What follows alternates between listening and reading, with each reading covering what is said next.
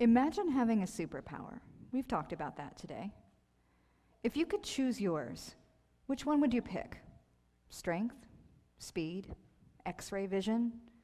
Would you want to be able to fly, travel through time, or move objects with your mind? Maybe just find your car keys.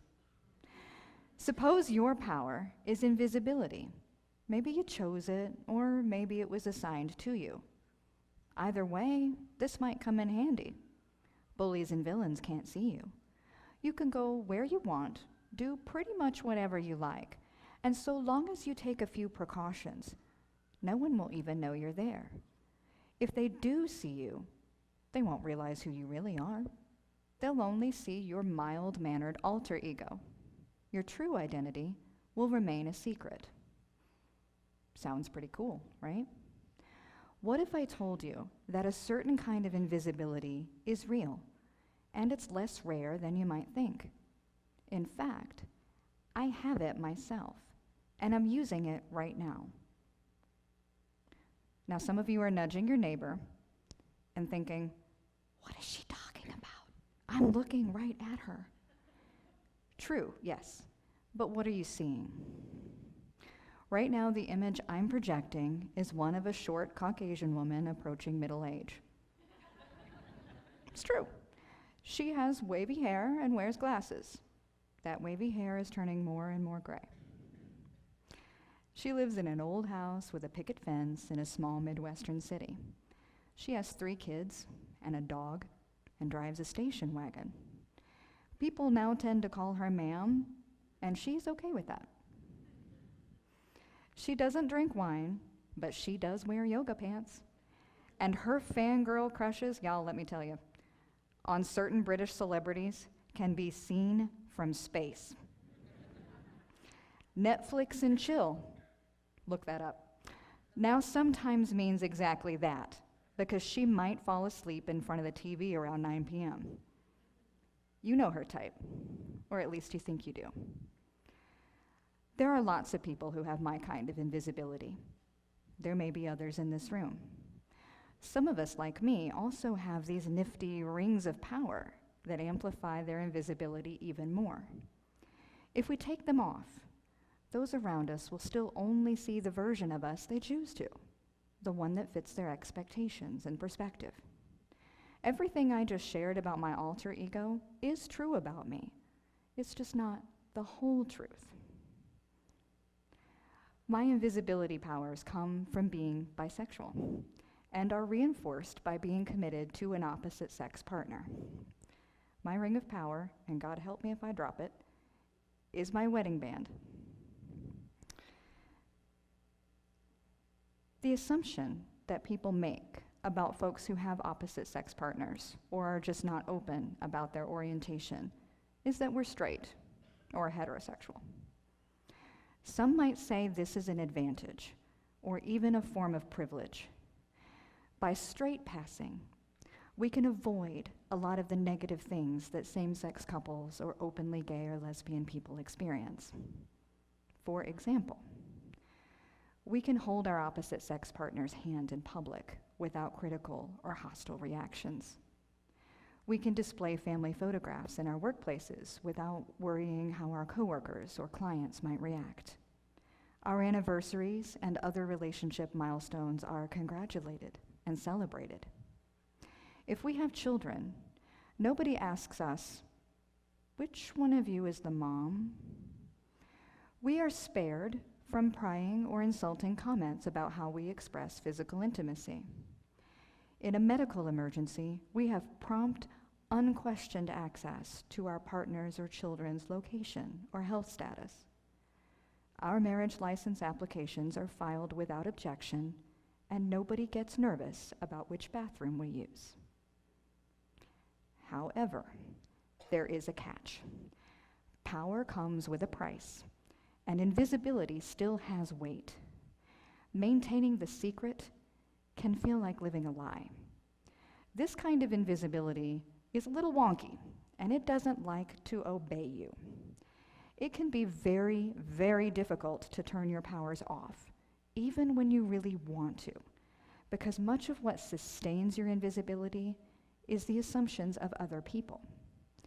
When the power of those assumptions combines with the power of fear, the results are so strong, the affected person can become invisible even to themselves. We compartmentalize a portion of our identity so we can better conform to what some might consider normal or acceptable. We lie by omission and hide in plain sight. We allow our silence to make ourselves complicit in our own disappearance. Not all of us. Some bisexuals choose to actively reject invisibility. They are persistently open and vocal about how their orientation contributes to the complete scope of their identities. Well, I'm done here. I wish it's not that simple. Because invisibility has a nasty little sidekick, and its name is erasure. Erasure says that bisexuals are confused, indecisive, going through a phase, or that we just want attention. It depicts us as greedy, untrustworthy, and incapable of monogamy or long-term commitment. Erasure steals our agency and allows others to define our orientation for us based on the sex or gender of our partner. Erasure is double-sided, and it tells bisexuals, you are too straight for queer spaces and not queer enough for gay spaces. Erasure says to bisexual men, yeah, you're really gay and just don't want to say so. Erasure expects bisexual women to prove it, usually in performative ways. Keeping erasure at bay means coming out over and over again, answering questions that other people don't get faced with, trying not to sound too defensive, and doing your best not to disappear.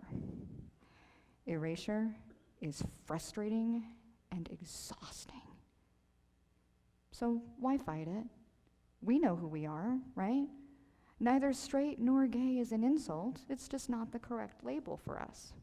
Why not go back to just letting people assume what they want and spare ourselves the trouble?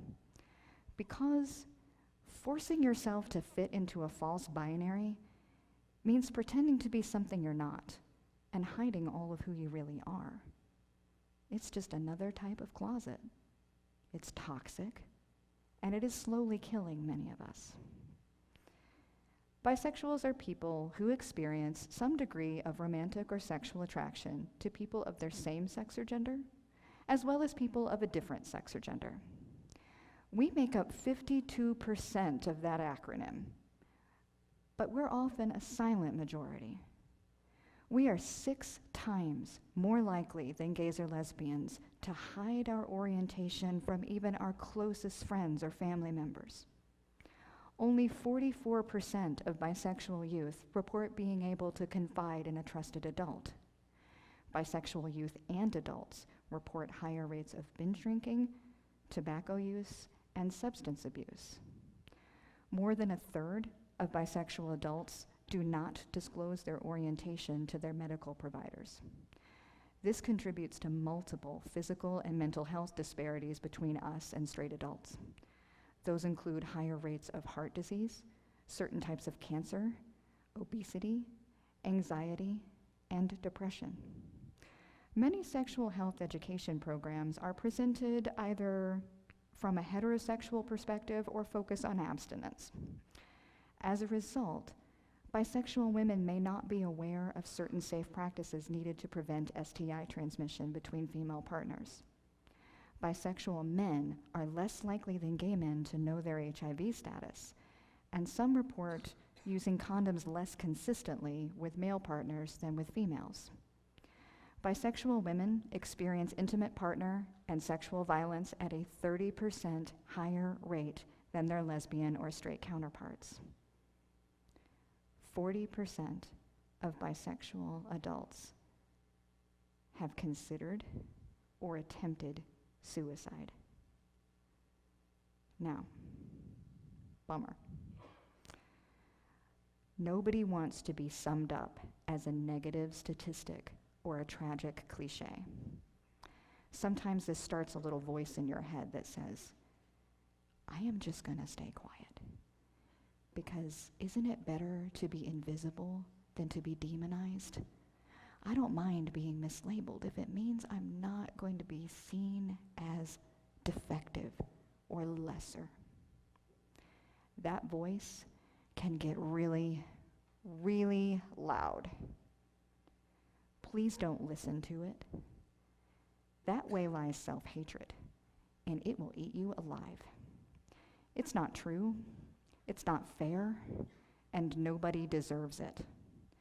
The problem is not being bisexual.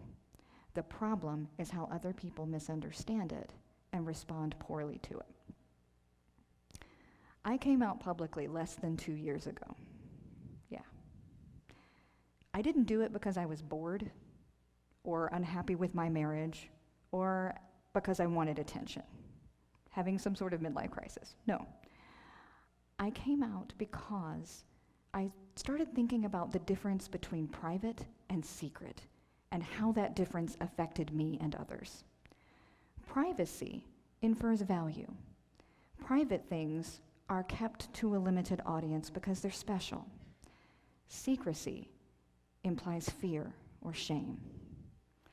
I look back on past relationships where I had chosen to keep my orientation a secret or had hid the relationship itself. And I remembered how fear and shame factored into those decisions. Fear that my partner would question my commitment to them. Fear that they would treat me as a means of acting out certain fantasies. Fear that they would leave. Shame that I knew I wasn't being entirely honest about myself. Shame that my concern about how people might react to my same-sex relationships caused me to only be open about my opposite-sex ones. Shame over the hurt those decisions caused others. I shut my mouth, if you can believe that, and presented what I thought was least complicated. I told myself it was better that way, even when it clearly wasn't. I recalled, too, how I had finally broken out of that cycle, not by continuing to hide things about myself, but by finally taking the risk of being open and honest with someone I trusted. My spouse has been aware of my orientation since the very beginning of our relationship. That was 18 years ago. At that time, he was the only person close to me who knew. We've had our share of challenges, as long-term couples do. None of those issues have been caused by either of us expecting the other to hide or lie or pretend. Ours is an opposite-sex marriage. It is not a straight marriage. I use the word spouse because it means chosen life partner, and it would be equally true for me whether I married a Stephen or a Stephanie. I picked a partner, not a side. I am monogamously married to a heterosexual cisgender man. I am the mother of 3 children. I'm still bisexual. I've been asked if my children know my orientation, or if I plan to tell them. They all know in ways that we felt were appropriate to their respective ages. And the reason for that is I want them to understand that orientation is nothing shameful, and that identity is not taboo. Queer people are more than caricatures and stereotypes. Our relationships involve emotional connection, affection, patience, and commitment. We are all, every one of us, more than the sum of our parts and what we might do with them. If any of the kids ever says at a family dinner, "Mom, Dad, I'm," fill in the blank, please pass the peas. I want them to know the shocking part of that statement is their willingness to eat a green vegetable.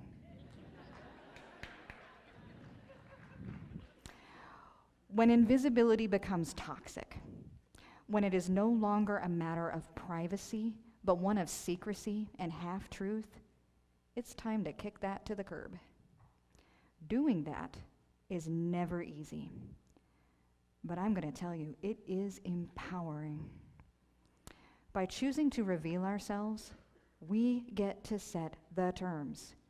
We can insist on our own legitimacy. When we set that not-so-superpower down, we understand how heavy that invisibility burden was and how much freer we are without it. We stop worrying if we're gay enough or straight enough, and we get to just be enough. This can be the start toward being seen and known as our full selves, toward relationships built on complete truth and shared with the world in whatever way we choose.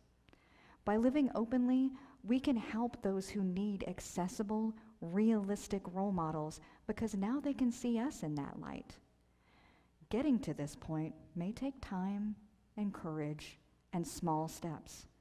Not all of those steps will be linear or feel like forward progress. Things may get awkward, uncomfortable, or even scary. You may find out the hard way who your true friends and allies really are.